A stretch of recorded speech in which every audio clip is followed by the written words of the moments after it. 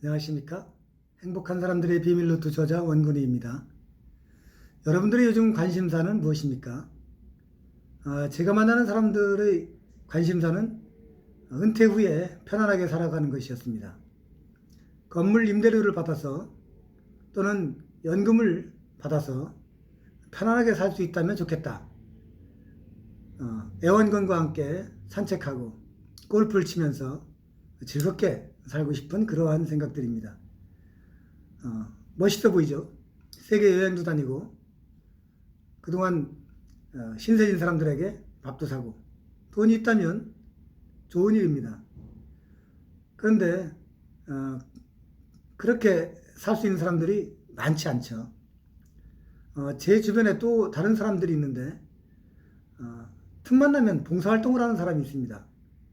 그 사람은 여유가 많지 않은데도 불구하고 각종 복지시설에 후원금을 꾸준히 내고 또 틈만 나면 몸으로 봉사하는 일들을 참여를 많이 합니다. 그러면서 모이면 밥도 잘 사고 커피값도 내려고 하고 그러다 보니까 늘 미안한 마음입니다. 두 가지 부류의 사람을 말씀드렸습니다. 먼저 말씀드린 사람은 돈을 잘 안 쓰는 경향이 있습니다.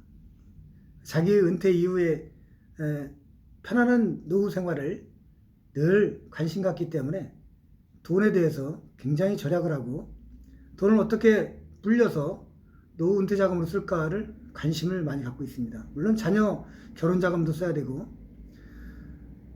지난번 제 강의 때 말씀드린 대로 신혼부부가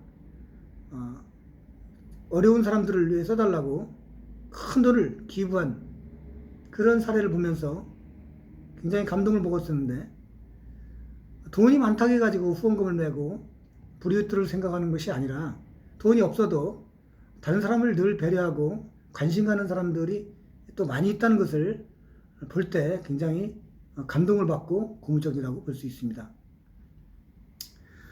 저는 이러한 관계에 관련 동영상을 찍으면서 이것이 작은 노력이지만 이것을 통해서 수많은 사람들이 자기만 아는 것이 아니라 다른 사람들에 대해서 관심을 갖는 그러한 확대된 관계 지향하는 그런 인생을 살아주셨으면 하는 바람으로 이 강의를 하고 있습니다.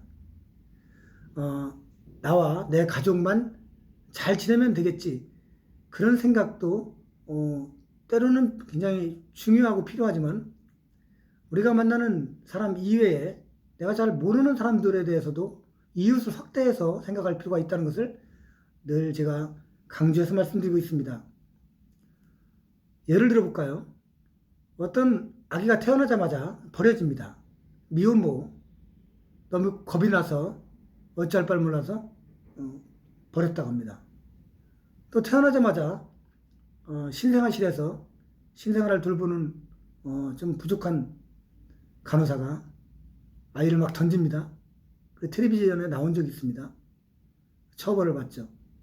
또 어린이집에 갔는데 어린이를 돌보는 교사가 또 마음에 안 든다고 폭행을 하고 또 등굣길에 운전 차량에 치인다든지 학교에 가서 왕따를 당하고 따돌림 당하는 그런 사례 또 부모가 이혼을 하는 바람에 갑자기 고아가 된다든지 또 재혼을 했는데 아버지한테 성폭행을 당한다든지 또 묻지마 길거리 폭행이라든지 셀 수 없이 많은 이러한 사건들을 보면서 내가 만나는 이웃들 정말 몰랐던 사람이죠. 그 사람들이 나에게 피해를 주는 겁니다. 그럼 어린아이들만 문제가 되는 게 아니라 우리 어른들도 마찬가지입니다. 사회적인 문제가 얼마나 많은지 강력범죄, 사기, 또 음주운전, 기타 정치적인 문제 그래서 우리는 선의 피해를 많이 봅니다. 내가 열심히 노력하는데도 불구하고 사기를 당하는 사람들 너무나 많습니다. 우리는 더불어 사는 사회 속에서 나와 내 가족만 생각하는 것보다는 사회를 생각하고 또 이웃을 생각하고 나라를 생각하고 환경을 생각하는 이러한 생각을 많이 하면 할수록 참 좋다는 생각을 하고 있습니다. 어떻게 하면 될까요? 우리는 자기 하나 살기도 바쁜 여유 없는 세상을 살기 때문에 남일같이 느껴질 때가 많습니다. 그렇지만은 우리는 생각해야만 됩니다. 그래서 나 아닌 다른 사람들의 문제, 어떻게 하면은 이 사회를 아름답고 행복한 사회로 만들 수 있을까? 참으로 우리보다 너무나 가난하게 사는 나라 사람들이 행복 지수가 높은 이유는 무엇일까? 우리는 어떻게 탐욕을 좀 줄이고 주변의 이웃 어려운 사람들, 정말 가난하고 불쌍한 사람들을 생각하며 살아갈 수 있을까? 그것이 다른 사람만을 위한 것이 아니라 궁극적으로 나를 위하는 길이라는 것을 생각하는 거죠. 우리 여러분들 길 가다가 뭔가 쓰레기를 버리고 싶은데 깨끗하면 버리지 못하죠. 근데 누군가 휴지 한 장, 담배꽁초 하나를 버렸으면은 거기에 쓰레기를 버리기 시작하는 겁니다. 수많은 사람이 어떤 쓰레기 하나가 있으면 거기에 버리기 시작하는 거죠. 그러니까 우리는 내가 하나가 잘못하면 어떤 사회의 큰 문제를 일으키는 시작점이 될 수 있다는 거. 그런데 내가 하나 잘하면 또 마찬가지로 이 사회에 아주 좋은 영향을 미칠 수 있는 그런 시작점이 될 수 있다는 거. 그런 생각을 하고 있습니다. 여러분들 늘 마음속에 가슴속 깊은 곳에서 벅찬 감동으로 살아가는 시간이 얼마나 되십니까? 세상 살아가기 참 힘든 세상인데 그런 가슴 벅찬 감동이 어디 있냐고 혹시 물어보는 분이 계시다면 제가 한 사례를 말씀드리도록 하겠습니다.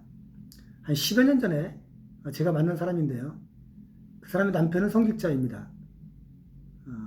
그 여자분은 그의 아내인데 남편이 시각장애이면서 두 팔을 못 씁니다.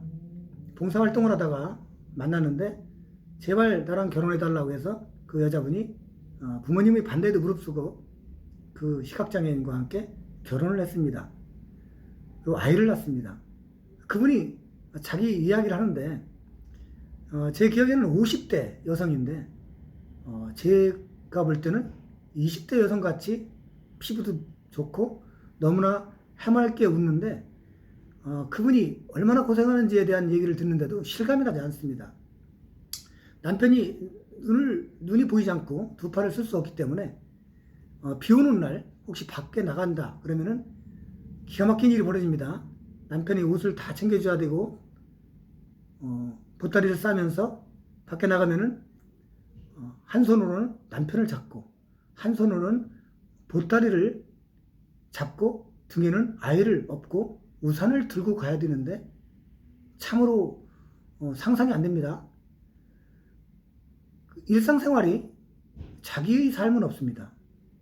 그러니까 자녀를 위해서 남편을 위해서 살아가는데 어쩜 그렇게 해맑게 웃고 살아가는지 참 이해할 수가 없더군요.